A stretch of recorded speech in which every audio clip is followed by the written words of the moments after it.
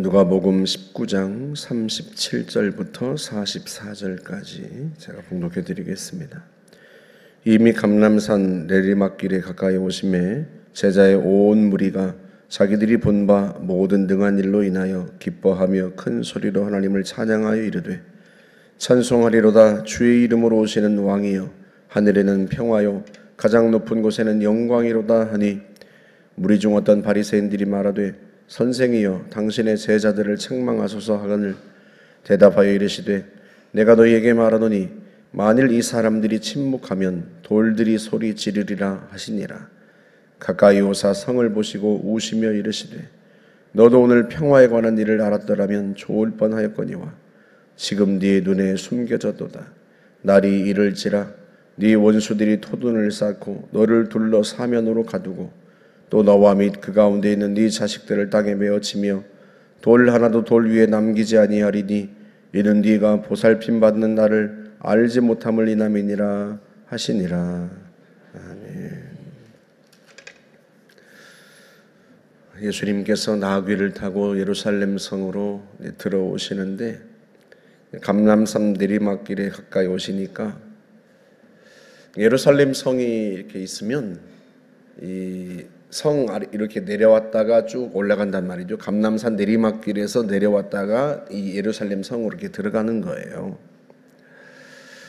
그런데 그때 제자의 온 무리가, 누가복음에 보면 12 사도만 있는 게 아니죠. 예수님께서 파송하신 누가복음 10장에 보면 70명의 제자도 있고, 제자의 온 무리라고 하는 것으로 보아서 그 이외에도 예수님을 따랐던 많은 사람들을 제자라고 표현한 것 같아요.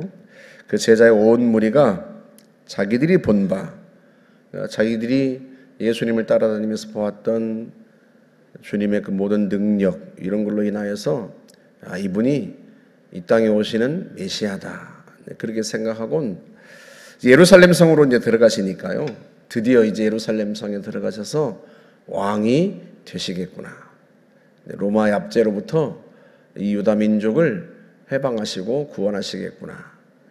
다윗의 나라를 다시 세우시겠구나. 이렇게 생각하고 큰 소리로 외친 거죠. 하나님을 찬양하고 외칩니다. 뭐라고 외쳤어요? 찬송하리로다. 주의 이름으로 오시는 왕이여. 그리고 그 뒤에 말이 조금 이상해요. 하늘에는 평화요 가장 높은 곳에서는 영광이로다. 하늘에는 평화요 가장 높은 곳에서는 영광. 본래는 어떻게 얘기해야 되죠? 가장 높은 곳에서는 영광이고, 평화는 어디에 와야 돼요? 어느 곳에 평화가 있어요? 땅에. 왜? 왕이 들어오시니까. 예루살렘 성에 왕이 들어오시니까 이제는 이 땅에 평화가 임하겠구나. 이렇게 해야 이게 사실은 맞는 거죠. 실제로 누가복음 2장 14절에 보면 베들레헴 들녘에 나타난 천군 천사들이 뭐라고 찬양해요? 지극히 높은 곳에서는 하나님께 영광이고 땅에는 평화. 하나님이 기뻐하신 사람들 중에 평화로다. 하늘에는 영광, 땅에는 평화. 그렇게 천사들이 외쳤죠. 그러니까 사실은 제자들이 그렇게 해야 맞는 거죠. 하늘에는 평화가 아니라 땅에는 평화고 가장 높은 곳에서는 영광이고. 근데 왜 이렇게 외쳤을까? 이들이 제자들의 무리라고 표현하잖아요. 아마 이런 생각을 했던 것 같아요. 야, 우리 하나님도 이제야 발 뻗고 주무시겠다, 이런 생각을 했던 것 같아요. 이제 메시아가 예루살렘에 들어가서 왕이 되시고 이스라엘 민족을 해방하시면, 야, 하나님도 이제는 발 뻗고 주무시겠다. 하나님도 얼마나 좋으실까. 자기 백성이 이방 나라의 압제 속에 있을 때 하나님도 마음이 힘드셨을 텐데, 이제 드디어 메시아가 하나님의 백성들을 이방 나라의 압제에서 해방하시니 얼마나 하나님이 마음이 좋으실까. 이제야 두 다리 뻗고 주무시겠다, 이런 생각을 했던 것 같아요. 여러분 실제로 이사야나 예레미야 또 에스겔의 모든 예언을 보면 다윗의 나라를 회복시킬 거다.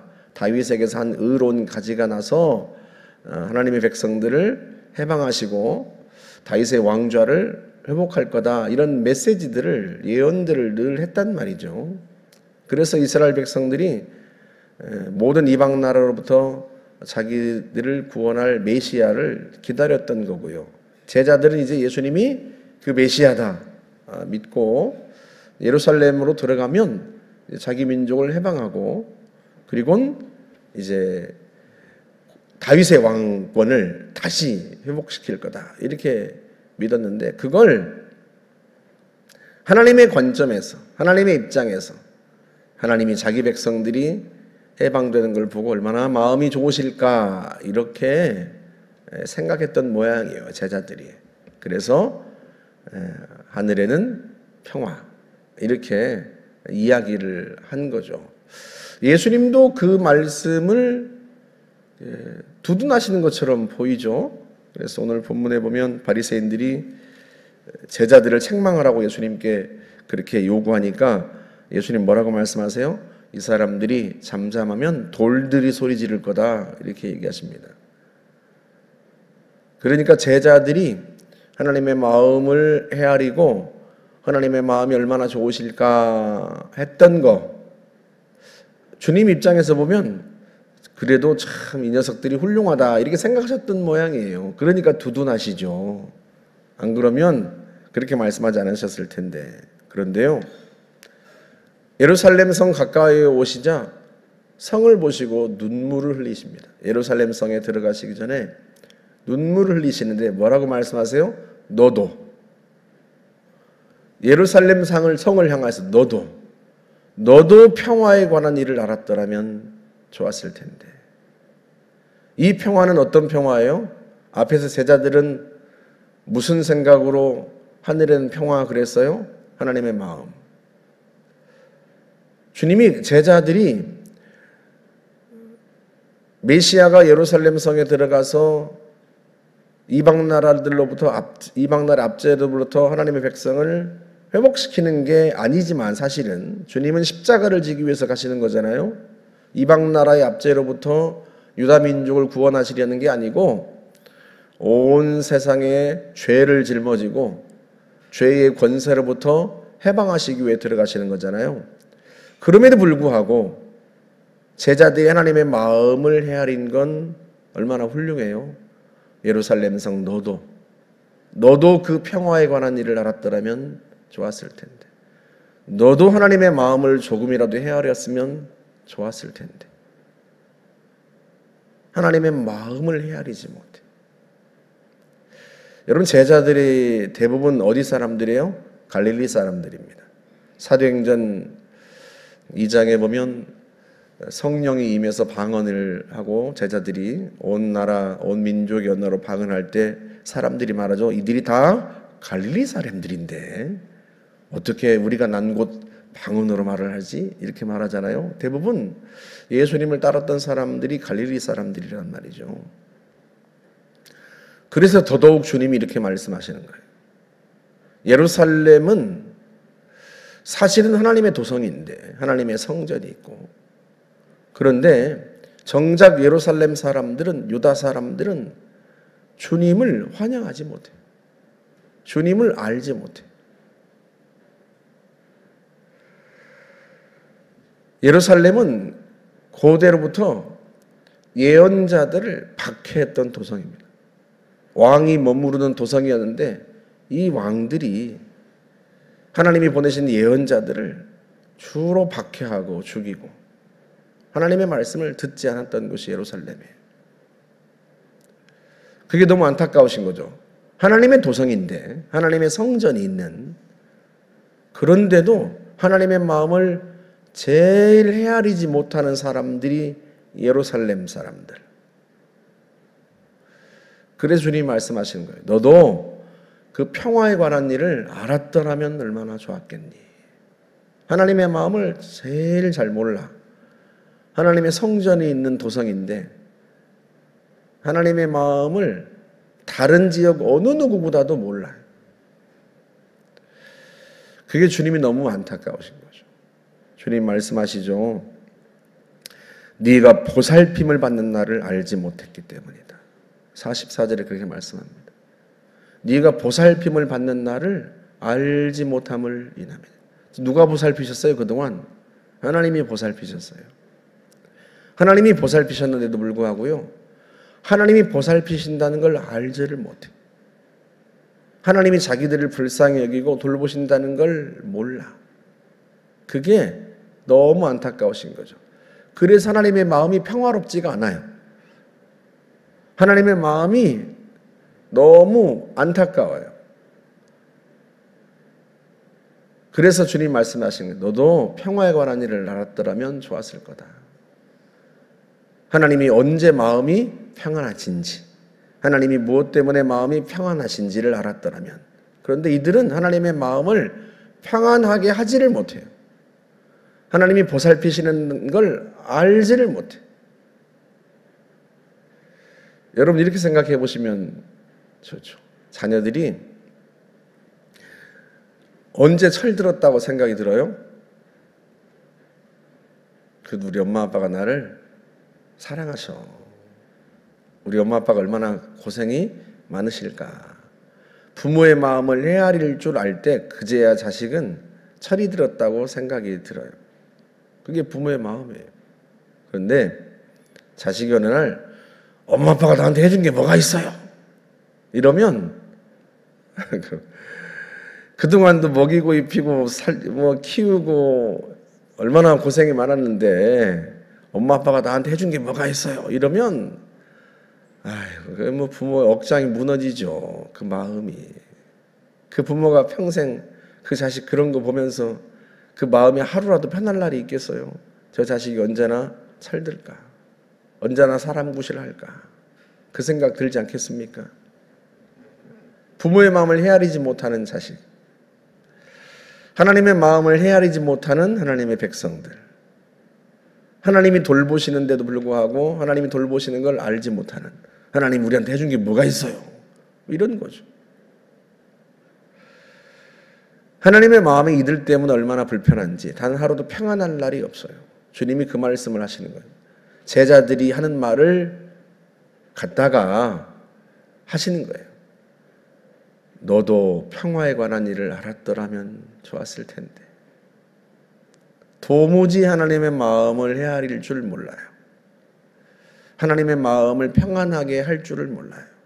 그게 주님이 너무 안타까우세요. 그래서 주님께서 하나님이 끝내 선택하신 게 뭐예요? 징벌, 징계. 그래서 때가 이르면 어떤 일이 벌어져요? 네 원수들이 토돈을 쌓고 너를 둘러 사면으로 진치고 그리고 너와 네 자식들을 땅에 메어칠 거다.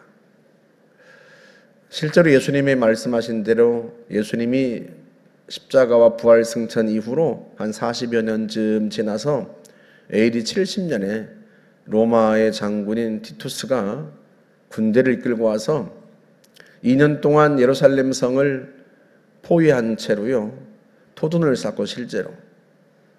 그리고는 예루살렘 성을 완전히 무너뜨립니다. 돌 하나도 돌 위에 남지 않을 만큼 완전히 무너뜨려요. 지금 예루살렘에 가면 통곡의 벽이라고 있죠. 그 통곡의 벽은 일부러 남겨두었어요. 로마 군대가 얼마나 이 성이 두텁고 얼마나 큰 성이었는데 그 성을 완전히 박살냈다고 하는 것을 그 후대가 알 수 있도록 본보기로 남겨둔 거예요. 그 주님의 말씀이 그렇게 이루어진 거예요. 왜 주님이 그렇게 징벌하세요? 히브리서 12장에서 말씀하죠. 징계가 없으면 참 아들이 아니다. 하나님이 사랑하시는 자를 징계하신다. 자식이 철이 안 들면 부모는 철이 들게 해야죠. 매를 때려서라도 쫓아내서라도. 제가 그렇게 말씀드린 적이 있거든요. 어느 분한테, 어느 권사님한테 아주 유명한 대학을 나오고서도 직장도 가지도 않고 집에서 늘 컴퓨터 게임 하고 있고, 나이가 30이 되어가고 30이 넘어가는데 여전히 그러고 있고. 그래서 제가 그분한테 그랬어요. 자식을 밖으로 내쫓으십시오. 용돈도 끊어버리고 인터넷도 끊어버리고 돈이 필요하면 나가서 벌도록 하십시오. 자식이 나이가 몇인데 방구석에 틀어박혀서 게임만 하고 있는데 그 자식이 필요하면 용돈 주고, 그러면 그게 자식을 망치는 거 아닙니까? 최소한 그 자식이 부모를 원망하고 부모를 욕할지라도 내가 지금 뭐가 잘못됐나 그 정도는 알 수 있도록 해야 하지 않습니까? 여러분 그러지 않습니까? 지금은 나이가 40이 넘었는데요, 여전히 게임만 하고 있어요. 집에서. 얼마나 안타까운 일이에요. 부모가 자식을 만드는 건 감싸는 걸로만 되지 않아요. 그래서 하나님께서 히브리서 서자를 통해서 말씀하시는 거예요. 사랑하신 자를 어떻게 한다? 징계한다. 징계가 없으면 어떤 아들이 아니다? 진짜 아들이 아니다. 예전 개혁판에서는 너희가 사생자다 그랬어요. 징계가 없으면 너희가 사생자다. 진짜 아들이 아니다. 결국은 하나님이 이스라엘 백성들을 포기하지 않으시기 때문에 징벌하시는 거예요. 그래서 이스라엘 민족을 완전히 그 나라에서 다시 쫓아냅니다. 이미도 모세를 통해서 하셨던 말씀이죠. 너희가 하나님의 명령을 거부하고 하나님의 뜻을 어기면 하나님이 이 땅에서 너희를 쫓아낼 거다. 한 번 경험했어요. 바벨론이 유다를 초토화시키고 다 끌어갔단 말이에요. 바벨론에서 70년 동안 포로 생활을 했습니다. 그리고는 돌아왔어요. 하나님께서 예레미야 선지자를 통해서 하신 예언처럼 70년이 지나고 나서 다시 그 땅으로 돌아오게 하셨단 말이에요. 그런데 또다시 하나님이 보내신 아들을 십자가에 매달고 죽입니다. 그리고도 깨닫지 못해요. 그래서 어떻게 하나님이 또 쫓아내는 거죠. 그래서 AD 70년에 이스라엘이 완전히 망하고, 그로부터 1900년이 지나서 1948년에 유다 땅에 팔레스타인에 다시 이스라엘이 세워지죠. 제가 지금 보니까 지금도 정신을 못 차린 것 같아요. 지금도 정신을 못 차리고, 여러분 하나님께서 모세를 통해서 하셨던 말씀이 뭐예요? 나그네를 압제하지 말라. 너희도 애굽 땅에서 나그네였느니라. 그런데도 지금도 팔레스타인 사람들을 압제하고 전쟁을 벌이고 주님의 말씀을 어기죠. 지금도 평화에 관한 일을 알지 못해요, 이스라엘은. 그게 주님 얼마나 안타까우시겠어요. 그들만이 아니고 우리도 마찬가지입니다. 우리도 하나님의 마음을 알지 못하는 자녀가 되면 안 되죠.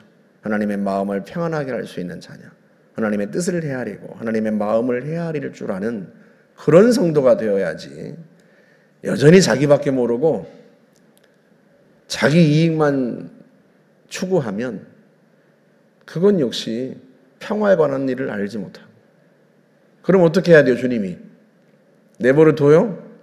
자기밖에 모르고 하나님의 뜻은 안중에도 없고 자기 행복만 추구하고 살아가면 어떻게 해야 돼요? 하나님이 내버려 둬야 돼요? 성도들은 왜 내게 이런 고난을 주시냐고, 왜 내 삶이 이렇게 힘들게 하시냐고 말하는데, 야고보 사도는 뭐라고 말해요? 너희에게 믿음이 시련이 있으면 기뻐하라. 왜? 사랑하시는 증거예요. 온전하고 구비하여 조금도 부족함이 없는 사람 되게 하시려고, 성숙한 자녀 되게 하시려고 주님이 고난도 주시고. 근데 우리는 그 하나님의 마음을 모른 채 왜 우리에게 고난을 주시냐고, 왜 내게 이런 어려움이 생기게 하냐고 그렇게 투정 부리고, 왜 용돈을 끊습니까? 왜 나를 집에서 내쫓습니까? 투정 부리고, 엄마는 나를 사랑하지 않는 게 분명하지 이러면서 불평하고 원망하고, 하나님 나를 사랑하지 않는 게 분명해, 그렇지 않고서 어떻게 나한테 이런 어려움을 줄 수 있어? 불평하고 원망하고. 너희도 평화에 관한 일을 알았더라면 좋았을 텐데. 그게 주님의 마음이에요. 저와 여러분들이 내 평화만이 아니라 내 마음 편한 것만 아니라 하나님의 마음이 평안하실 수 있는, 그렇게 만들어 드릴 수 있는 그런 성숙한 자녀 되시기를 주님의 이름으로 축복합니다. 함께 기도하겠습니다.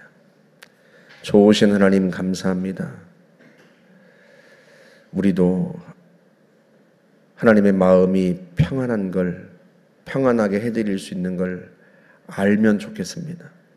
주님이 마음이 평안하실 수 있도록 그렇게 주의 마음을 헤아리고 주의 뜻을 헤아리고 주께 순종하여 주의 뜻을 수행하는 그런 자녀가 될 수 있기를 원합니다. 우리가 더 성숙하고 더 성장할 수 있도록 성령님 우리를 이끄시고 깨우치시고 인도하여 주옵소서. 예수님의 이름으로 기도하옵나이다. 아멘.